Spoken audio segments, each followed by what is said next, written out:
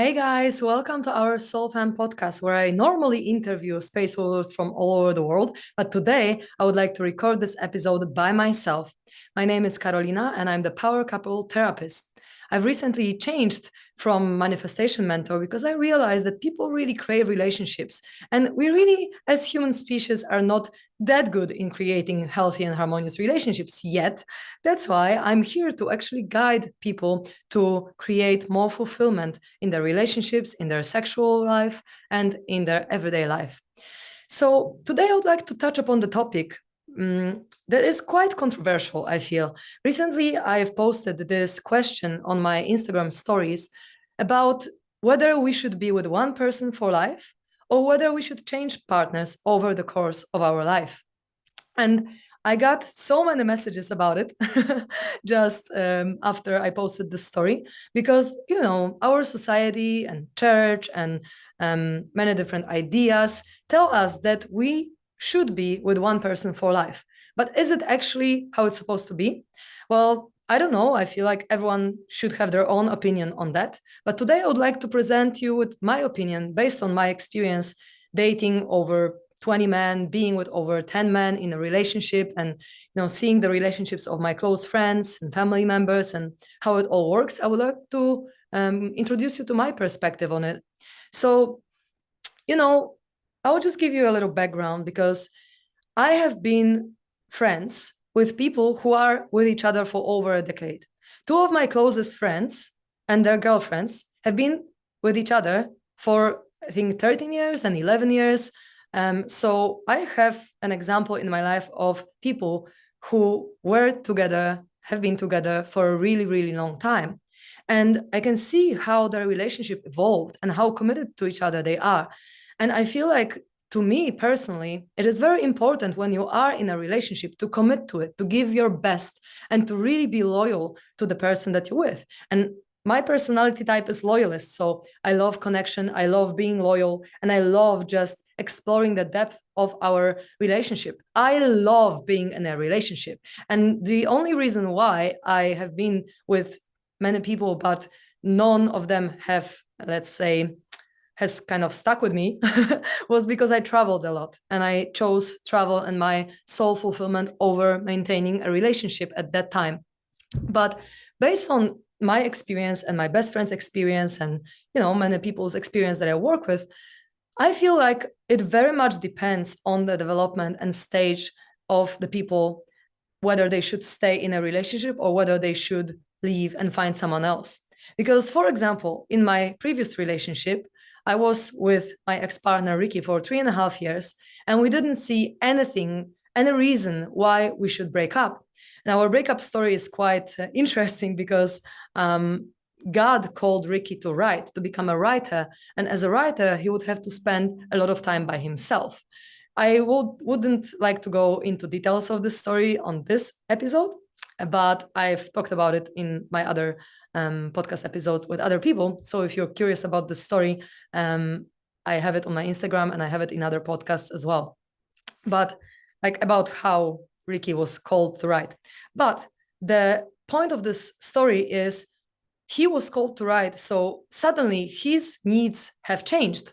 So suddenly he started needing more me time than I was happy to give him. Because if he went for 2 or 3 months to the forest to write his book, I would not be fulfilled in this relationship because my primary love language is quality time. So I need my partner to spend time with me, ideally daily or every few days for a few hours, or, live together and create life together.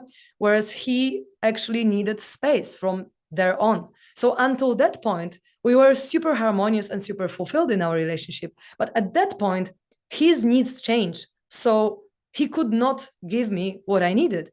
So we decided to break up because we were literally not compatible because the values of ours changed, or the value of Ricky for his space and his time for himself changed. It went from being a lower priority to the highest priority. And therefore his needs changed. And therefore we were no longer compatible with each other. So we would not be happy in this relationship anymore. But until that point, we were super happy. So, at some points in our life, our needs can change because our values can change. And in different parts of our life, we are also different because we grow, we work on our traumas, we discover more and more subconscious parts of ourselves. So it's very natural sometimes that we grow apart and not together, right? And I don't hold any resentment towards Ricky. In fact, we are best friends right now and we love each other still. We're just not romantic with each other anymore. But the point is that we grew apart, but it doesn't have to be anything bad. And right now, after working through the trauma of abandonment that I had to work through because of our breakup, and after meeting other men that showed me different qualities that I might need in a man, I'm actually super happy that we're no longer together because he is now in a relationship with our best friend and they are very happy together. They are very harmonious. And I feel like I actually would not be that harmonious with him. And I can only see it right now. I could not see it before. But I didn't want to break up with him. It was just natural, right? And on the other hand, I see my besties who are together for over a decade and they grew together in harmony. And they are still growing together, being loyal with each other, wanting to build life together. And they also grow, but they just decide to do it together. So I feel like you cannot really measure everyone with the same ruler with this topic. If you feel like you are incompatible with someone, if you feel like at some point the needs that you have cannot be met by this other person and they are really your needs, so something that is non-negotiable for you, then you just gotta break up because otherwise you're gonna be unfulfilled in this relationship. And if you feel like you grow together and you can still meet each other's needs and you're compatible, then why not being with this one person for life? And there are other things like commitment in here, because I feel like I am very committed to all my relationships. That's the reason why I have besties that have been with me for 12 years, 14 years plus, and many of them have been with me on my life journey. But for me, I do my utmost best to be with the person that I'm choosing to be with and to do everything in my power to meet their needs and to be compatible with them. But sometimes it is just impossible, right? So if it's impossible, then there is nothing else to do but to break up. And the breakup doesn't have to be hard. I mean, okay, it will be hard probably, but it doesn't have to be so painful when you can accept all the emotions that are coming as a result of that. And when you really choose consciously to break up, right? So when it's your choice, it doesn't hurt as much because you know that it's the most reasonable thing to do.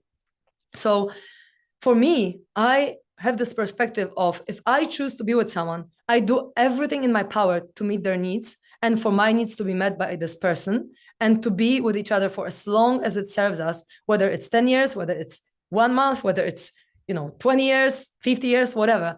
I always give 100% of me to the relationship with the intention that it's going to last as long as it can, but also with detachment from the outcome that if at some point things change, I will be all right to move on, to be with someone else or to be by myself for some time, because you cannot really predict how you're going to grow. You might want to change your life at some point. Maybe now, maybe in 5 years, maybe in 5 months. You don't really know. So being so attached also to this one relationship when you're unfulfilled in there is unhealthy. So it depends, right? When you grow together with your partner, that's beautiful. Keep it going for life. That's amazing. And I'm very romantic. I love romance. So I would love to be with someone for life. But I also see that realistically, sometimes, especially for people in self-development and spiritual evolution journey, we change a lot. And sometimes the change is so drastic that we no longer can meet the needs of the other person in the relationship. And this is the time where we need to consciously uncouple.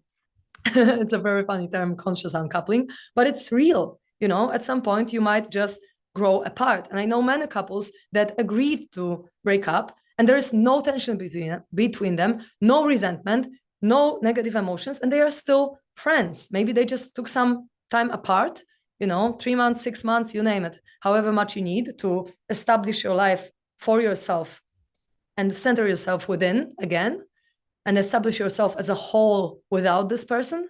And then you can be harmonious in your friendship, So I feel like many people don't want to commit to one person because they are just scared of commitment. They are just scared of losing their freedom or being trapped in the relationship. And that's another topic, right? When people don't want to commit to one partner for life because they just resist some reality, they are scared, well, then they should actually work on their fear of commitment or fear of losing freedom, and then see how they feel after they've worked through these emotions, right? After they healed these childhood traumas that make them feel scared of committing or scared of feeling trapped and so on.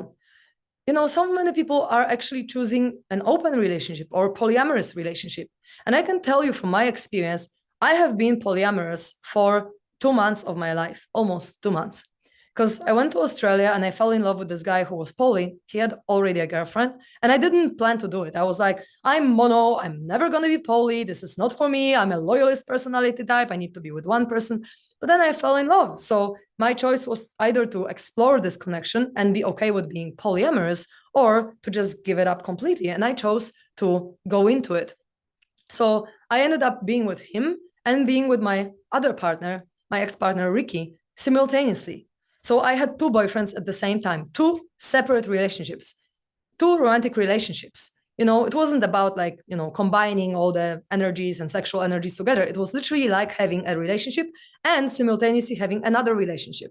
So I was in love with two guys at the same time. And I know it's possible, although it was a very big revelation for me that I'm even able to be in love with two people at the same time.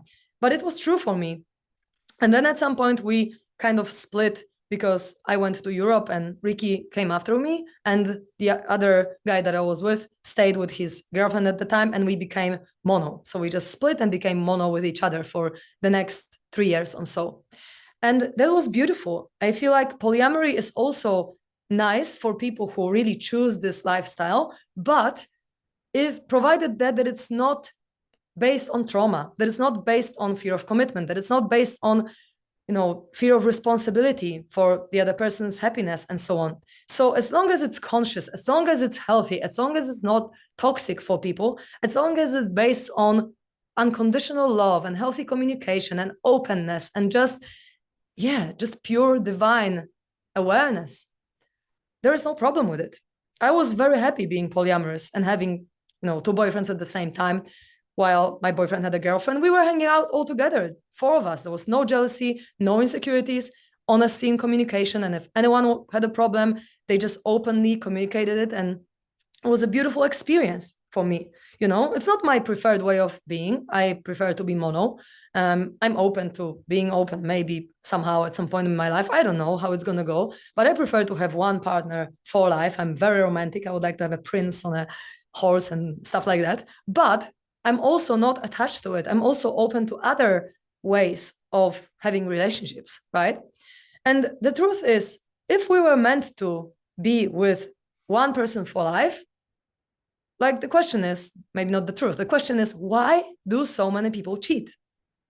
Of course, people cheat because their needs are unmet in a relationship. So people cheat because they cannot communicate their needs and they cannot tell their partner what they need. So then the partner cannot meet their needs. So then they go and cheat with someone else because they feel like they cannot meet the need in their relationship. So they are looking for this need to be met outside of the relationship.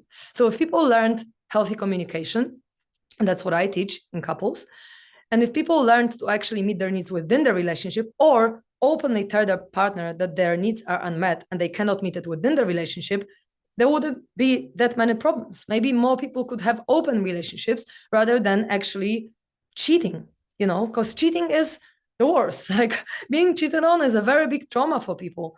And if, let's say, there is a man who has some unmet needs within the relationship, let's say for being important or being valued for, let's say, providing for someone, and then they meet someone else and, they make friends with them, and then this person is so appreciative of how much they give them, they naturally feel attracted to this other woman, right? So then they can cheat with her because she meets their emotional needs for admiration, for appreciation, and so on. And if they could only tell their wife, let's say, that this is what they need, maybe their wife would either agree to meet this need, or maybe their wife would agree for them to actually meet this need with someone else and, maybe have some sexual encounter with someone else. And maybe the wife could also have some sexual encounter with someone who can meet her needs that the husband cannot meet. I hope that you know what I mean, because like it's all about needs, and needs are something that is non-negotiable. We cannot heal ourselves out of needing something. That's why sometimes when you grow apart with your partner, that's okay. You just need to admit the truth to yourself and to your partner. And it might also happen that your partner will be more than happy to meet your needs and shift the way that they act towards you. It's always a two-way street. So it's always about whether this other person is up for meeting your needs and desires, or if they really cannot, because their needs and desires are disharmonious, are just not compatible with yours. So, it's up to everyone to decide how they want to live their life, and everyone should have total freedom of how they want to live, how they want to be in the relationship. It's okay to be open, it's okay to be poly, it's okay to be monogamous, as long as you are fulfilled and as long as you are happy. This is my perspective on it. And please share in the comments what you think about it, because it's a very controversial topic, but I feel like the more we talk about it, the more awareness we bring to how we want to live our life, then the more fulfillment and harmony we can bring into our lives and into our relationships. So thanks a lot for watching me or listening to me. If you feel like you need some relationship coaching, please contact me. I'm a power couple therapist, so I can help you create even more harmony, even more love, and even more connection and intimacy in a relationship, and really take your relationship to the next level. So you can find me on Instagram, which is Karolina, Karolina .Kuraj, Kuraj. And my email is karolina.kuraj@gmail.com. If you want to find our podcast on Instagram, it's at We Are SoulFam. So thanks a lot, my darlings, for being with me. And I wish you a beautiful rest of your day.